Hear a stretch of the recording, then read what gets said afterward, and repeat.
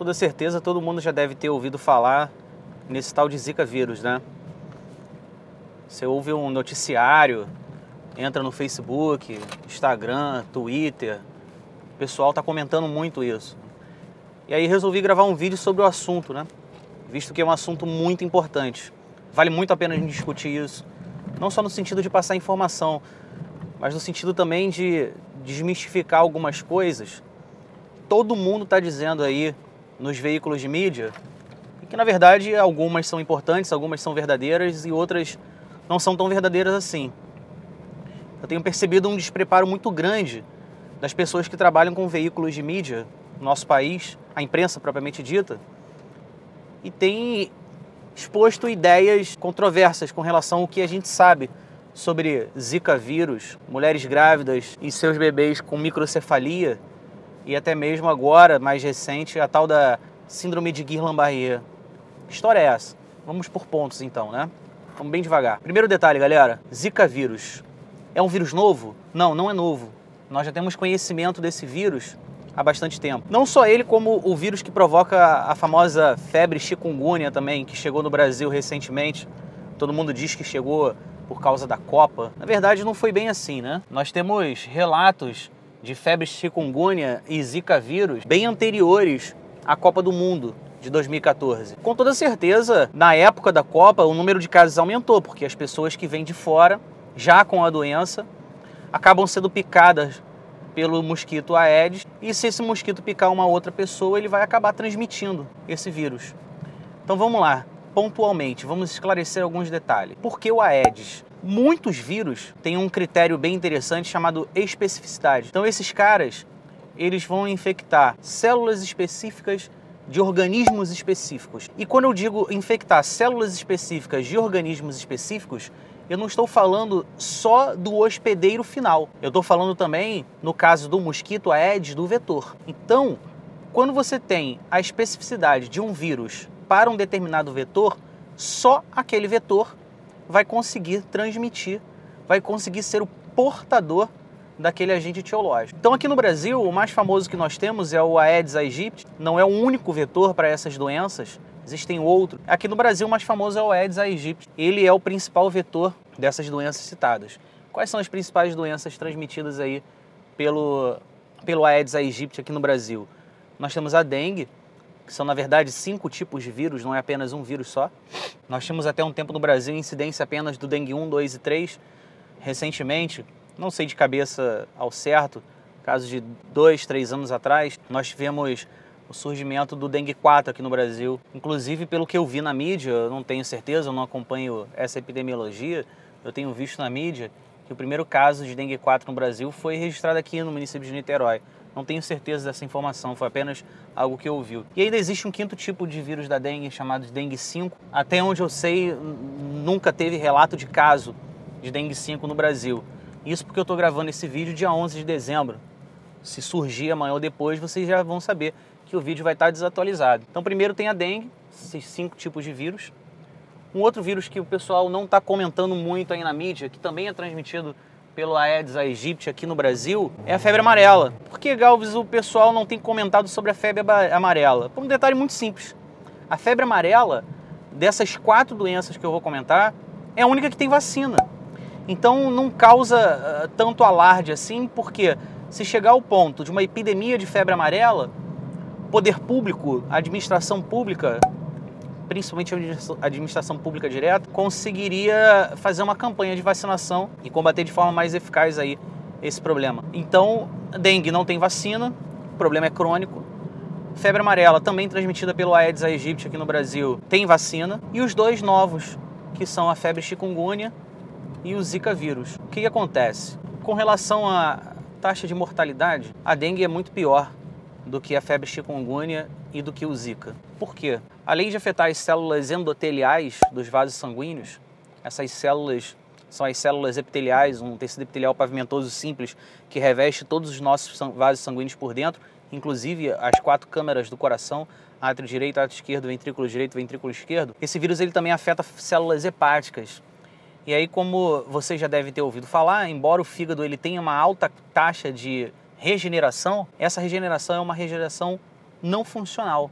Ou seja, toda essa parte do tecido hepático que for lesado por um determinado vírus, como eu já estou falando, o vírus da dengue, esse tecido hepático ele não volta mais a funcionar. Ele vai regenerar, mas ele não volta mais a funcionar. Então uma lesão hepática ela é grave por causa disso. Você consegue regenerar o tecido, as células elas voltam a sofrer mitose, mas elas ficam não funcionais. Elas não conseguem mais desempenhar a função hepática. Então o dengue ele tem essa particularidade em virtude disso. Chikungunya, ela não tem a taxa de mortalidade alta como da dengue, mas tem um problema sério relacionado à febre chikungunya. O que é? Esse vírus ele vai afetar as articulações. Então ele afeta as células das articulações, provocando um processo inflamatório, e esse processo provoca dores absurdas nas articulações, que dependendo do caso, podem ser dores irreversíveis. Tem registro de pacientes, não aqui no Brasil, porque é bem recente ainda esse estudo, aqui no Brasil, tem registro de pacientes em outros países que desenvolveram dores articulares em virtude da febre chikungunya e tiveram essas dores por 20, 30 anos. Então esse é um ponto preocupante da febre chikungunya, com relação às dores articulares. Começa com um pequeno processo de artrite, pode evoluir para um processo de artrose, e aí o tratamento torna-se muito mais complicado. E o Zika, que tem uns sintomas muito parecidos com tanto da dengue quanto da chikungunya, ele tem, em primeiro ponto, um agravante muito sério para esses casos que estão acontecendo aqui no Brasil. Grande parte das pessoas que são infectadas com o Zika vírus não apresentam qualquer sintoma e o vírus está fazendo a sua reprodução pelo organismo do indivíduo. Então assim, se o cara tiver simplesmente uma Zika e não for relacionada a nenhuma outra doença com esse Zika vírus, problema nenhum, o tempo de incubação é pequeno, o cara vai produzir anticorpos com relação àquele vírus e vai resolver o problema. O problema maior é se realmente o governo conseguir comprovar a relação entre o Zika vírus e os casos de microcefalia e, mais recente, como eu já disse, da síndrome de Guillain-Barré. O que é a microcefalia?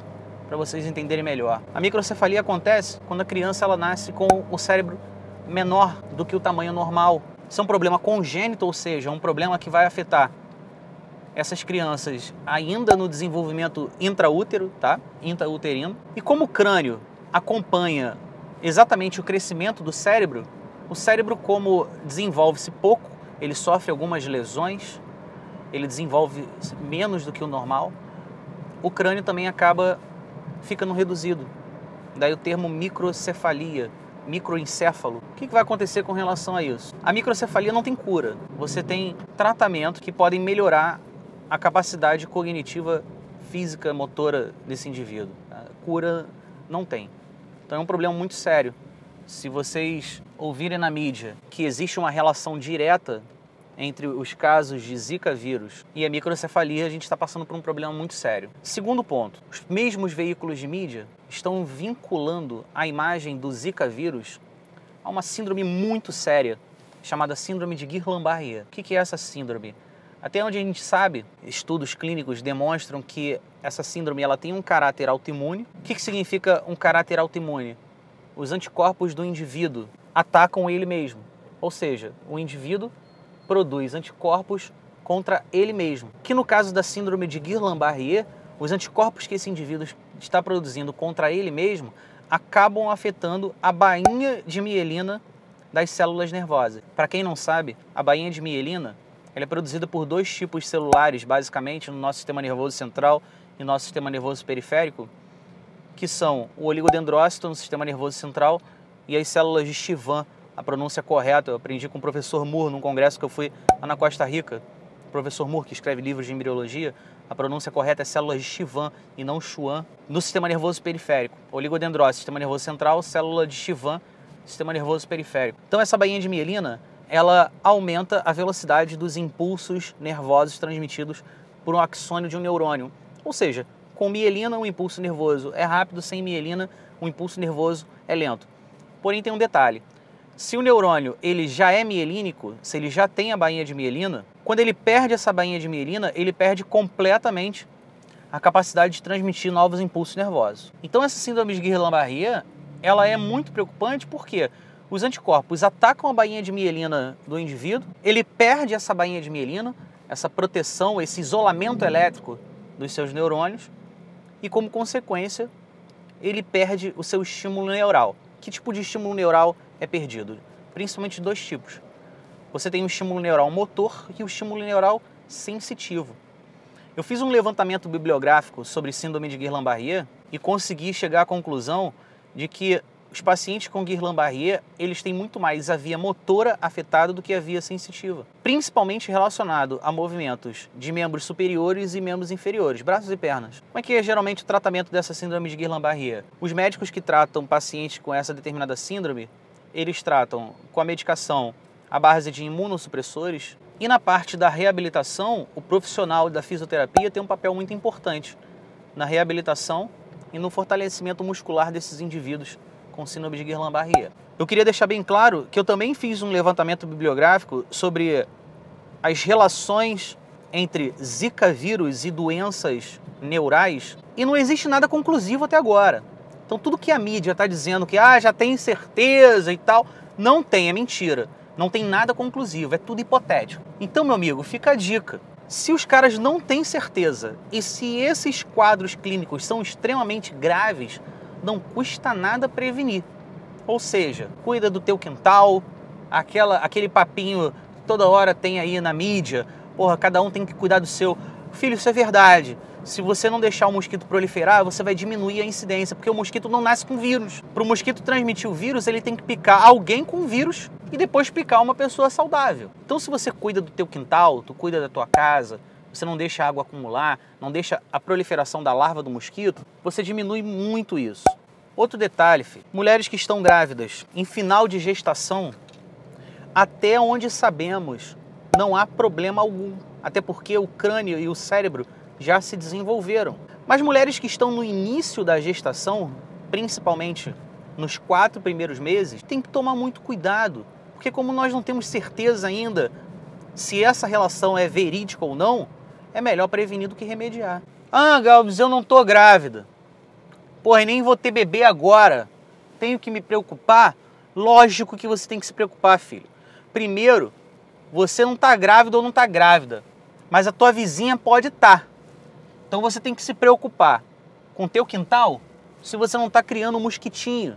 E aí você provocar um caso de microcefalia num vizinho teu. Outro detalhe, se for comprovado a relação entre Guillain-Barré e o Zika, aí que tu tem que ficar preocupado em dobro, porque a síndrome de Guillain-Barré pode desenvolver em qualquer pessoa. Mais uma vez, vou deixar claro, se for comprovada a relação entre o Zika vírus e o diabo da síndrome, isso não foi comprovado ainda. Dia 11 de dezembro de 2015. Então, meu amigo, é muito melhor você prevenir do que remediar.